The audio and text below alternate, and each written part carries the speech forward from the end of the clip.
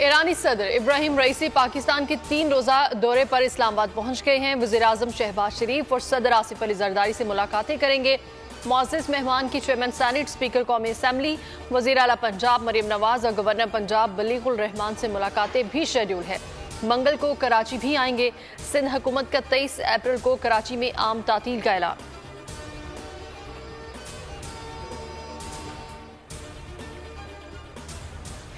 ज़िमनी इंतखाबात में नून लीग की बड़ी कामयाबी। कौमी असम्बली की 2 और सूबाई की 10 नशिस्तों पर कामयाब। सुन्नी इत्तेहाद काउंसिल और पीपी को कौमी असम्बली की 1-1 नशिस्त मिली। काफ लीग, सुन्नी इत्तेहाद काउंसिल और इस्तेहकाम पाकिस्तान पार्टी भी 1-1 सूबाई नशिस्त हासिल करने में कामयाब। NA 8 बाजोड़ से आज़ाद उम्मीदवार मुबारक ज़ेब कामयाब।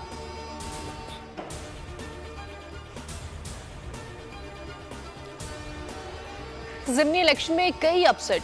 पीपी 32 गुजरात में परवेज इलाही हार गए। काफली के मूसा इलाही 71,357 वोट लेकर कामयाब।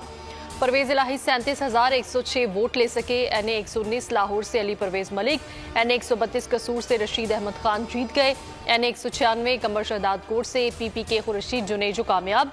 NA 44 डेरा इस्माइल खान से अली अमीन गंडापुर के भाई आज़ाद उम्मीदवार फैसल अमीन गंडापुर कामयाब। पीपी 54 जफरवाल से लीगी रहनुमा एहसन इकबाल के बेटे अहमद इकबाल ने मैदान मार लिया।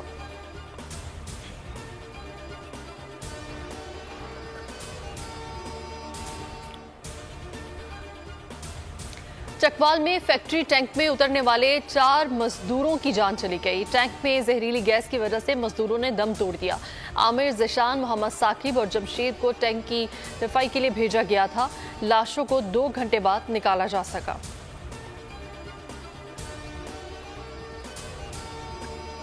और शिकारपुर और सखर कच्चे के इलाकों में डाकुओं के खिलाफ कार्रवाई जारी। शिकारपुर में ऑपरेशन के दौरान बदनाम डाकू SP तगानी समेत 3 मुल्जिमान हलाक। SP तगानी की गिरफ्तारी पर 20 लाख रुपए का इनाम मुकर्रर था। मुकाबले के दौरान 2 डाकू जख्मी भी हुए।